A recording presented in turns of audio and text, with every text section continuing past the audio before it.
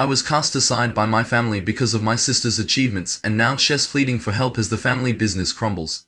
Hi, Reddit. I'm 32, and I never thought I'd be sharing my life online, but here I am. My world was turned upside down in a way I never expected.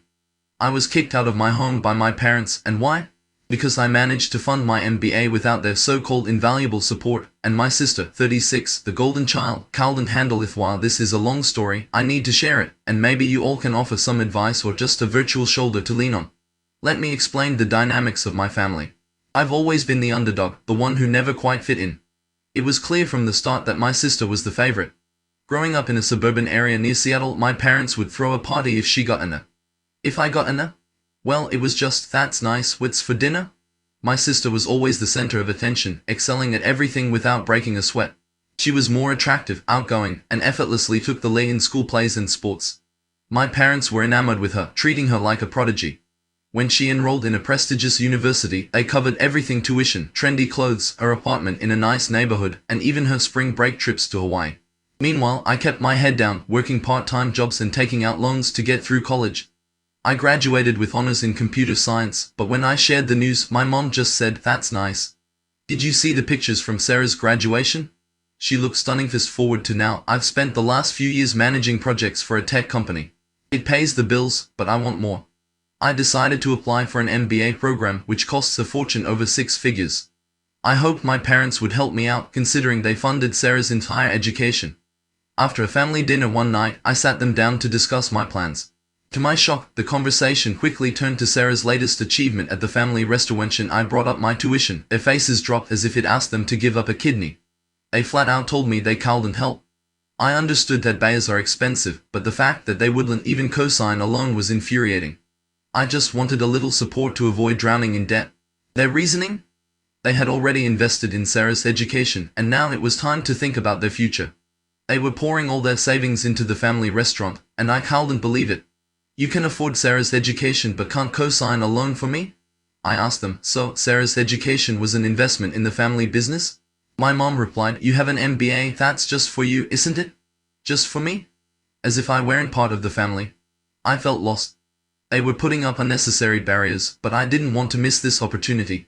I had to turn to my Aunt Linda, my dad's older sister. Aunt Linda is a successful doctor and has always been kind to me, unlike my parents. I was hesitant to involve her, but I was desperate.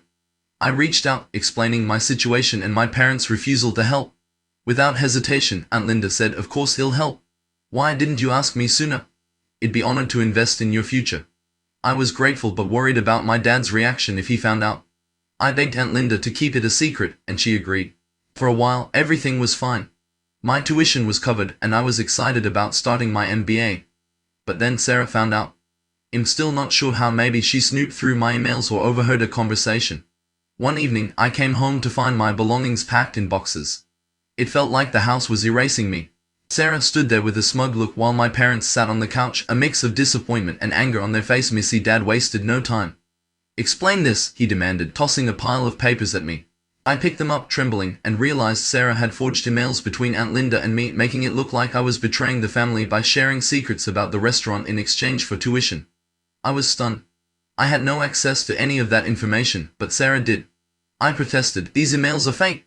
I would never do this." But my parents didn't listen.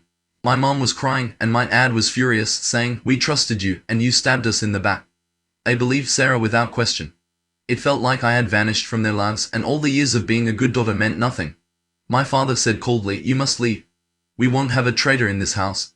I begged them to reconsider, trying to explain that Aunt Linda was only helping me just like they had helped Sarah. But they refused to listen, and Sarah stood there, her expression smug and victorious. I left with just a few boxes of my belongings, feeling utterly alone and humiliated. The neighbors watched as I loaded my car, their curiosity palpable. Once I was in my car, I called Aunt Linda, crying so hard I could barely speak. She told me to come to her place immediately. I don't know how I would have coped without her now. I'm living with Aunt Linda, who has been an incredible support. She's not just a place to stay, she's become the family I never had. We talk about everything, from her fascinating medical cases to my career aspirations. For 3 years, I had no contact with Sarah or my parents, no texts, no calls. At first, it was painful, but eventually, I realized their absence allowed me to grow in ways I couldn't have while living with them. I built a life I'm proud of, free from their toxic comparisons and expectations. However, life can be unpredictable. Last Saturday, just when I thought I had everything figured out, Sarah showed up at my door. I barely recognized her. The air of superiority was gone.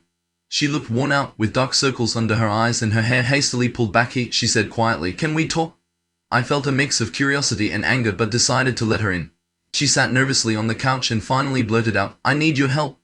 The family business is in serious trouble," she explained. Their expansion plans had failed, and they were drowning in debt. As I listened, I felt a sick sense of satisfaction. Was this karma for how they treated me?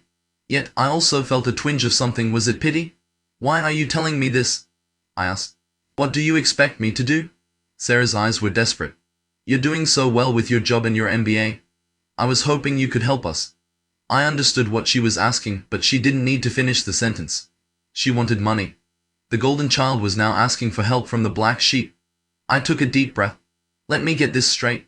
After everything that happened, after 3 years of silence, you show up asking for help?" She looked embarrassed, admitting she felt envious of my success. "I messed up," she said. "I lost it when I found out Aunt Linda was helping you. I'm sorry." Bust after 3 years, an apology felt insufficient. "Sorry doesn't cut it, Sarah. You have no idea what I went through because of you," she pleaded. "But we're still family, right? Family helps each other." Right word hit me hard. After everything, were we still family? I told her I needed time to think. She left her number, and I was left contemplating what to do. On one hand, I had worked hard to build my new life, free from their drama and comparisons. On the other hand, a part of me still cared. I thought about my parents' potential bankruptcy and felt a mix of emotions. Was this an opportunity to show them what they lost? Or would I just be stepping back into a toxic situation? Aunt Linda advised me to focus on my own well-being, reminding me that sometimes helping others means sacrificing yourself. I've been distracted at work, and my colleagues have noticed. One of them said, "Sometimes the most professional thing you can do is keep your personal life separate from your work." That stuck with me. I could help them with a strategy for their business, but should I? I also worried about my financial security. I'm doing well, but I'm not rolling in money. Helping them could jeopardize my future ambitions. One thing is clear, whatever I decide, it will be on my terms. I've transformed from that insecure girl into a strong, accomplished woman who knows her worth. What do you think, Reddit? Should I prioritize my own well-being and let my family deal with their problems, or should I step in and risk getting hurt again? I've been mulling it over for days, and I'm still unsure. A part of me wants to help, but another part screams to walk away. I'm still healing from the damage they caused. It's me again, Reddit. Things have taken a wild turn since my last update, and I can hardly believe I'm back so soon. Remember how I was torn about whether to help my family with their restaurant troubles? Well, the universe had other plans. A week after Sarah's visit, my parents showed up at my workplace. Yes, you read that right, my office.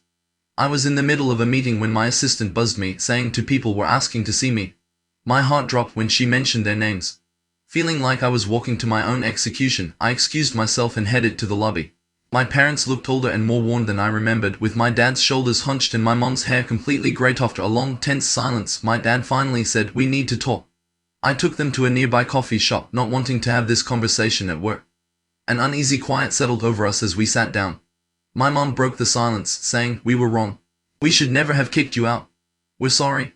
I had imagined this moment countless times, but now that it was happening, I felt nothing, just emptiness. My dad added, "You should come home. We can get through this together." I took a sip of my coffee, needing time to process. "Why now?" I scarcely exchanged glances, and I could see their desperation.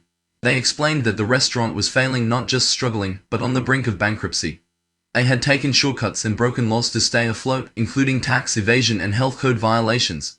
Now they were facing possible criminal charges. My dad said, "We need your help. Your business knowledge, your connections, you could save us."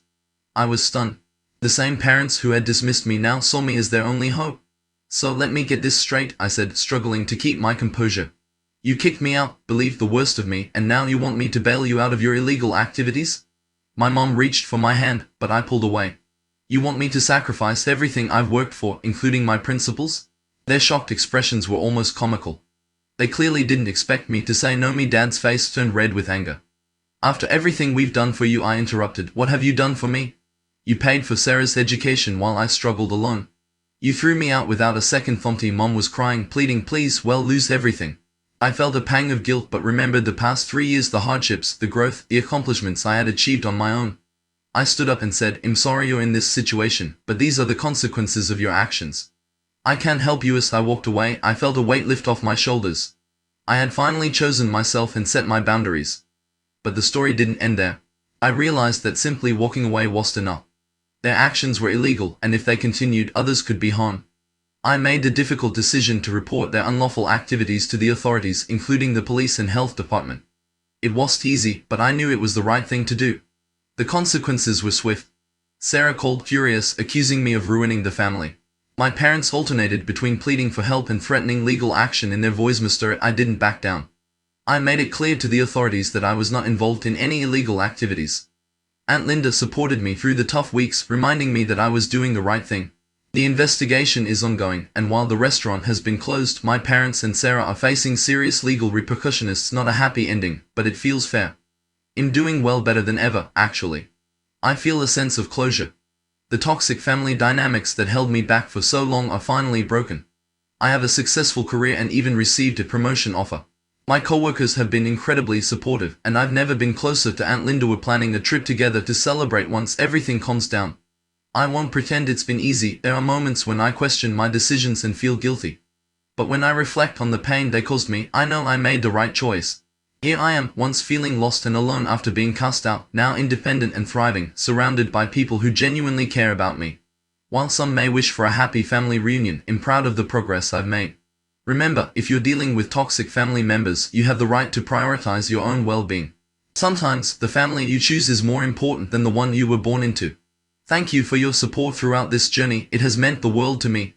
Here's to new beginnings and creating our own happiness.